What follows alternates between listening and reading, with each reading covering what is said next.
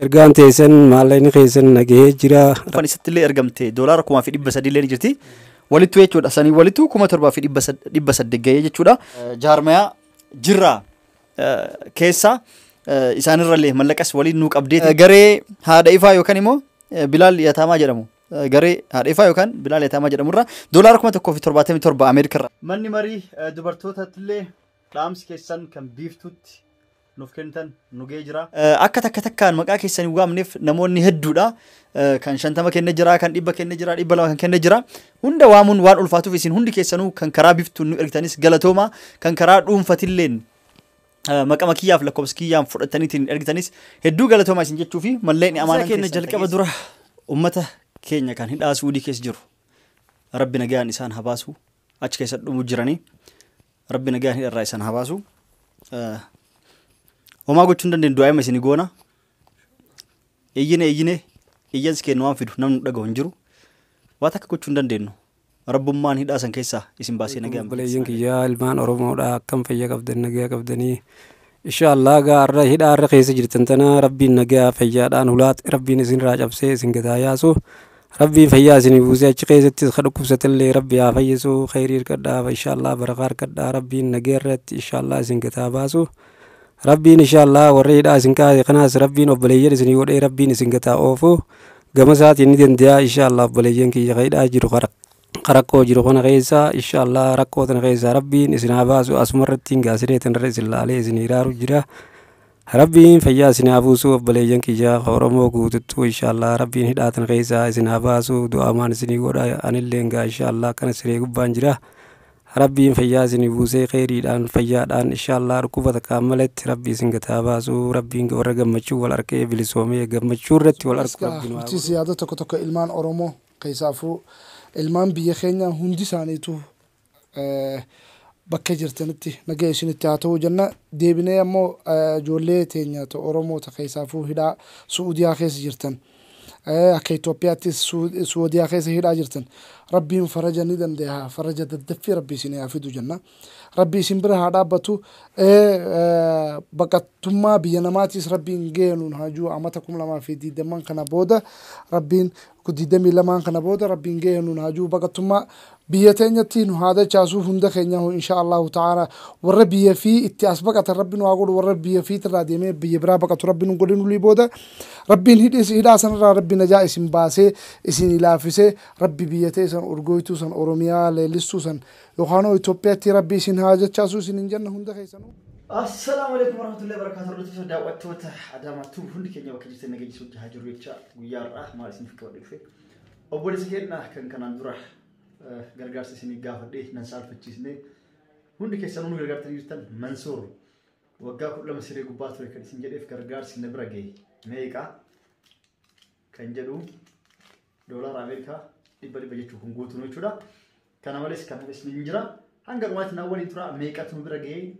har'a isaaf geessuu deema amma mana kee jira. Inillee amaanaa teessan achumaan nu waliin tura guutuu hanga dhumaatti nu daawwadha. Akkasumas obboleessi keenya Mansuuriif nan saalfachiisnee hanga isin gaafadhe naaf ergitanii jirtan jechuudha. Kan hafee ammas ijoollee kanaan dura mana hidhaa keessatti gubattee turte gargaarsa isaan namni gargaaru tokko isin jiru mootummaa matu yaalchisu jira. Xiqqoo jara gargaarsa barbaachisaa hedduu rakkatanii jiranii isaan mallaqa hedduu isaan barbaachisaa akkuma argitan viidiyoo kana ilaala. Akkuma argitan orga yeroo siinqeen natti ergiteen booda nam tokkollee ergeen beeku jechuudha. Sababbiin obboleessi keenya Mansuurillee mallaqa haganas guuruu danda'e jalqabni namni mallaqa natti ergeetiniin bira dhaqeetiniin achumaan akka viidiyoos dalagu kana gosa siinqeedha obboleettiin siinqee tama Awustiraaliyaa jirtu hedduu hagalotumtuu ammas isitti aastee biiftuu jedhamti waa'ee biiftuu immoo itti aansinee hanga dhumaatti nu waliin turaati nu daawwadha hanga dhumaatti waliin haasofna waa'ee biiftuullee akkamitti akka nu gargaarte isaa akka dhufee isin hunda keessanuu warra nu ergitan achirratti isiniif ibsaa jechuudha. السلام عليكم ورحمة الله وبركاته دعوتوتا في هردفتوتا خينيا شمع كم جرتن نجا فيا الراس قا ديبني منصور برا جرا أكما ولين كوبا كم نتجا غلطوا مع سنين lafaatii teessan bakka geesse isin garsiisuudhaa fi har'a Mansuur biratti argamne waan kana ta'eefu inshallah Mansuuris na bira jira Sa'iidillee na bira jira kanaafuu hundi keenya hugaa waan takka takka kan asumaan isin haasoyna Mansuur obboleessa keenya akkasumattuu hugaa warri waan gargaarsaa kanarra takka jedhee si gargaare asumarratti akka nu galatoonfattu barbaanna. Assalamu alaikum akkam nagaa fayyaadha ilmaan Oromoodha akkam fayya qabdanii nagaa qabdanii numa jirtanii wallahi gaa inshallah rabbiin fayyaa isin hafuus khayrii isin qunnamsiisu inshallah galanni kheef sen hin badini galanni keessan bilisummaa rabbiin umrii dheertuu qasan khayrii inshallah addunyaa fi aakhirattis gammachuu inshallah rabbi isin haa godhu inshallah akkuma na gammachiiftan kanatti inshallah rabbi isin haa gammachiisu inshallah umrii dheertuu khayrii barakaa inshallah rabbi isin haa kennu isin jawaab obboleeyyan kiyya ergaan obboleeyyan kiyya kun naa godhan akkasitti isin geesse isin naa deebisuun keessan hedduun itti gammadee hedduun itti isin galatoonfadha rabbiin fayyaa isin haa buusu umrii isin haa dheereessu obboleeyyan kiyya inshallah warra na gargaare umrii dheertuu rabbi isin haa kennu hedduun isin galatoonfadha ergaan teessan maallaqni keessan nagahee jira rabbi fayyaa isin haa buusu umrii isin haa dheereessu akkasitti obboleeyyan kiyya naa galatoomaa isiniin jaa Assalamu alaikum warahmatullahi wabarakatuh hordoftoota daawwattoota keenya maatii keenya hundi keessanuu bakka jirtan nageenyi si wajjin haa jiraatu jecha har'a mana obboleessi keenya Mansuur jirra akkuma kanaan duratti guyyaa dura Awustiraaliyaa irraa obboleetti teenna siinqeen ergiteetiniin dhufee jalqaba gaafsan mallaqa itti kennee achi booda gargaarsa gaafanneen achiin booda obboleetti teennallee karaa Awustiraaliyaa jirturra dhaaba yookaan immoo jaarmayaa jirra keessa isaanirrallee mallaqas waliin nuu qabdeetiniin ammallee immoo akka garee haadha ifaa yookaan immoo Bilaal Yataamaa jedhamu garee haadha ifaa yookaan Bilaal Yataamaa jedhamurra $1,77 Ameerikaa irraa nuuf erganii manni marii dubartootattillee dhaamsi keessan kan biiftutti nuuf kennitan nugee jira manni marii dubartootallee hedduu galatooma rabbi kabaastan dachaa godheessin kuni hunduu karaa biiftutiin nuuf dhufe jechuudha dhaaba jirraati fi ammas namootan isitti aanu namoota tokko dhuunfaan gaggaafachuudhaan namootan hunda keessanuu karaa biiftutiin mallaqa nu ergitan akka takkaan maqaa keessanii waamneef namoonni hedduudha kan 50 kenna jira kan 100 kenna jira 200 kan kenna jira hunda waamuun waan ulfaatuuf isin hundi keessanuu kan karaa biiftuun nu ergitanis galatooma kan karaa dhuunfatilleen maqama kiyyaaf lakkoofsa kiyyaan fudhataniitiin ergitanis hedduu galatoomaa isin jechuu fi malleen amaanan teessan tageessinaan jettan isinirraa walitti qabne tanuuf dhufte mallaqa obboleessi keenya Mansuuriif kennuu fidee jiraachuudha urga gaafsan walitti qabutti eegalerra tuun immoo dheengadda obboleetti keenya biifturraa Awustiraaliyaa irraa $4,000 fi $490 takka Ameerikaatti jechuudha. Achi wanni walitti qabdan isin beektanii 6,600 akkana warri wanni asitti USA nu gahe $4,490 jechuudha. Akkasumas immoo kan garee haadha ifaa immoo kan Ameerikaa irraa nu ergame $1,000 jechuudha. Kasaniin duras 100, 250 xixiqqaas guddas nu ergitan hundi keessan walittu galatoomaa isiniin jenna. Kanaafuu waliigalatti mallaqni hangi an obboleessi keenya Mansuuriif natti ergame kan karaa biiftulleen ergamee fi kan karaa dhuunfatilleen ergametti waliigalatti fidee fi dhufe jechuudha. Akkasumas waliigalatti mallaqni isin nun saalfachiisne galatoomaa hordoftootaaf daawwattoota kiyya waliigalatti mallaqni isaa walitti qabe dhuunfaan isattillee ergamte $1,300 illee ni jirti. Walittu jechuudha sanii walittu $7,800 gahee jechuudha. Hedduu galatoomaa obboleessa keenya akka isin gaafanne akka isin kadhanne nun saalfachiisne rabbi dachaa godhee isiniif haa kafalu kan xiqqaa baastanis kan guddaa baastanis waan nan niyyaa keessanii hundi keessanuu hedduu galatoomaa asumaan waan isinitti dhaamu yookaan immoo isinitti himuu barbaadu jaarmaaya yookaan immoo dhaaba jirraa kan jedhu kan siyaasa adda addaatti walitti qabate osoo hin ta'in gargaarsuma akkanaatiif jaarmaaya walitti garee walii uumame kun jechuudha nama rakkataa gargaaruu fi asumaan garee kanatti hirmaachuu warri barbaadan hirmaatuu dandeettan jaraa waliin makamuu dandeettan ammaaf akka Awustiraaliyaatti walitti qabamanii jirraa jedhaniitiin garee kana eegalanii gargaarsa eegalaniitiin obboleessa keenyallee nu gargaaran jechuudha. Akkasumas namootan biraatillee gargaaruun namootan itti makamuu barbaadan jaraa wajjin dhaaba kana waliin makamuu barbaadan guutuun keessanuu karaan isiniif banaa jechuudha. karaan isiniif banaadha. Warri makamuu barbaadan guutuun jalatti nu barreessitanii yookaan immoo liinkii jala isiniif kenna haala kamiin akkamitti makamuu fi jaras dubbistanii argachuu akka dandeettan jechuudha. Akkasumas garee haadhee fallee erdeebeetiin isin galateeffadha. Malleen karaa obboleetti hennatiin nu ergitanis malleen nu ergitan nu bira ga'ee jira $777 dhaaba jirra hedduu galatooma asumaan namootan kunillee kan hundi keessanuu gara garaan dhuunfalleen ergitan erdeebeetii isin galateeffadha. Rabbi dachaa godhee waan baastan isiniif haa kafalu hundi keessaniif jechuudha. Malleen kun nuti akkuma argitan kun doolaara USA dha. Ni mul'ata yaada doolaara USA dha. 300 tan dura isatti argamte kun immoo $91 walumattuu $7,800 walumaa gala $7,800 ta'e isatti argamte wajji walitti jechuudha. Hedduu galatooma tan hafte immoo obboleessi keenya Mansuur isin itti haa dabaluu waan hafe jechuudha. Halo, assalamu alaikum obboleeyyan kiyya inshaallah rabbiin fayyaa isin haa buusu khayrii isin haa qunnamsiisu amanaan teessan ergaan teessan guutuun nageessee jirti. Rabbiin akkuma gartee fayyaa isin haa buusu umrii dheertuu rabbi isin haa kennu rabbi isin haa gammachiisu akkuma gammachiiftan kanatti amanaan teessan nageessee jirti inshaallah galatooma jaarmeenni jirraa qotis inshaallah akkana nagee jira gama biiftuutiin ka jiru inshaallah ammallee akkasumatti guutuma walii galatti namni gara biiftuutiin maallaqni kun argame ergaan teessan guutuun nageessee jirti gammadee inshaallah baga rabbi isin gammachiise anilleen ergaan teessan nageesse gammadaa rabbi fayyaa isin haa buusu khayrii isin haa qunnamsiisu gama ifaatiinis akkasumatti nagee jira maallaqni inshaallah rabbi fayyaa si haa kennu umrii si haa dheeressu kana keessa gaa nama dhukkubsatee kana ergee jira sanillee rabbi fayyaa haa buusuu fi khayrii haa qunnamsiisu inshaallah fayyaa isaaniis rabbiin bakka itti deebisuu fi akkuma gartee na gargaara kanatti inshaallah rabbi fayyaa umrii dheertuu haa kennuu fi warra na gargaara kana hundaa'u rabbiin inshaallah warra gammadee bilisummaa wal harku rabbiin waa godhu yaa lammiitoo baga jiraattan inshaallah khayrii hirkadhaa barakaa hirkadhaa amanaan teessan guutuun nageesse ammoo dhaaba jirraadhaa kana rabbiin fayyaa haa buusuu fi umrii haa dheeressu rabbi haa guddisu inshaallah namni walitti dhufee hin goomu rakkoo meeqa isaa rakkataa dhukkubsataa baasa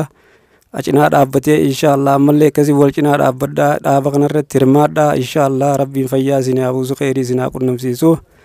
akkasi dhaaba jirraa kanaas naa jabeessaa haadha ifaadhaa kanaas inshaallah naa galatoonfadhaa rabbi fayyaa haa buusuuf umrii haa dheeressu. Mana marii dubartoota amanaan teessan tan gartee biiftuun isirraa guutilleen hundinuu nagee jira. Rabbiin fayyaa isin haa buusu khayrii isin haa qunnamsiisu inshaallah baga jiraattanii umrii dheeraadhaa khayrii hirkadhaa rabbiin barakaa isinitti haa kennu ilmaan keessanii fi warra keessanii fi Oromoo guutumattuu rabbi fayyaa haa buusu umrii haa dheeressu. Rabbiin kaa warra bilisummaa irratti wal arku gartee wajjin gammadu rabbiin haa godhu rakkataa keenya hundaa rabbiin haa fayyisu inshaallah arra ormanni Oromoodhaa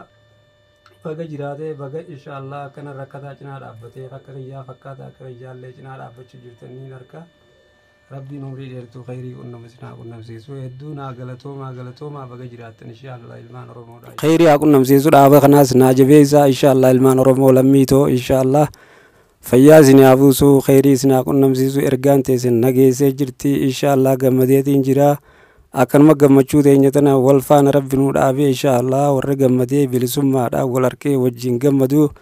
rabbi nu haa godhu umrii isin haa dheeressu inshaallah warra keessanii fi maatii teessanii fi guututti rabbi fayyaa isin haa kennuun isiniin ja'a inshaallah naa galatoomaa jiraadhaa umrii dheeraadhaa galatoomaa bilisummaarra rabbi warra wal harkee wajjin gammadu rabbi nu haa godhu dhukkubsataa keenyaas rabbi haa fayyisu fayyaa keenyaas rabbi haa milkeessu khayrii hirkadhaa addunyaa fi akhirattis rabbiin isin haa gammachiisu inshaallah hedduu naa galatoomaa baga jiraattan yaa Oromootoo lammiitoo inshaallah akkasii nageenyaa jiraadhaa hedduu naa galatoomaan isiniin jaa inshaallah warri dhuunfaadhaa warri takka lama jettan guututtuu inshaallah naa galatoomaan isiniin jaa obboleeyyan kiyya inshaallah warri karaa kophaatiin naa argitanis hedduu galatoomaa khayrii hirkadhaa barakaa hirkadhaa umrii dheeraadhaa baga gammaddan alleen gammadeetiin jira fayyaa hirkadhaa inshaallah naa galatoomaan isiniin jaa obboleeyyan hordoftoota keenya akkam jirtan nagaa fayyaa ammaas deebine galatooma Oromoo khalee boonyeeti isin kadhanne rabbi galanni isaa haa gahu baga jiraattan baga mataanis nu bultan wanni jechuu barbaanne isin hunda keessanuuhu takka tokkotti osoo addaan baasne dhaaboota haa ta'u ka dhuunfaallee haa ta'u hundi keessanuu isin galatoonfanna isin jaalanna qalbii teenya keessa jirtani hedduu wanni isin iyyanneefis waan Oromoo beeynuufi Oromoon nama fi harakkate dhukkubsate bira dhaabbattee gargaaruu waan duraanis beektuufi nutis waan Oromoo beeknuu fi itti iyyansa keenya san nun qaanfachiisne nun saalfachiisne galatoomaa isinin jenna jabaadhaa isinilleen hedduu isinin boonne nu boonsitanii hedduu nu jiraadhaa isinin jenna akkasumattuu dhaabota arreefuu maqaa dhadhawan hunda isaaniittuu warri biyya alaa jirtaniif warri biyya biraa keessa jirtan akkuma sa'id isinin jeesan liinkii jala isinii keenya isaan sanis hordofaatii namni itti dabalamuu barbaadan namni keessaafuu naannoo isaan jiran san jirtan qaamaanillee dheeytanii inshallah akka walqu addunyaa guutuu keessa ka jirtan hunda maraafu waamicha wanni goonuuf akka isaan sanitti dabalamtan jenna deebi'ee ammoo warri naannoo san jirtan qaamaan dheeytanii inshallah dhaabasan jabeessitanii bira dhaabachuu qabdanii maaliif dhaaba lammii fiitiif hadoodee lammii tiyyaaf jedhee quuqamee lammii isaa rakkatee sirreerra ciisu amat 13 isaa seenu jiraarra kumna maafi diidamii fi lama jirra amat 13 jira siree tanarraa baraartanii baasuudhaan rabbiin subhaanahu wa ta'aalaa ni dandeettii isaatiin jannataan isin haa badhaasu guutuu keessanuu dilii teessan tadabartellee rabbi haa araaramu huliillee rabbi isinitti nizaabin isinin jenna umrii teessan tana hafte itti boona keessa jiraadha badhaadhina keessatti ijoollee teessanillee akkasumatti inshaallahu ta'ala du'aa isinii goona nama obboleessa fi amat 13 sireerra tanarra ciise gargaaree arra diinagdee hanqa kana kanneef wallahi ana amma waan injee hin beeku imaan na qabu jira dhugatti maaliif taniin kalee buurra arraa tana hedduu natti dhagame maaliif waqtan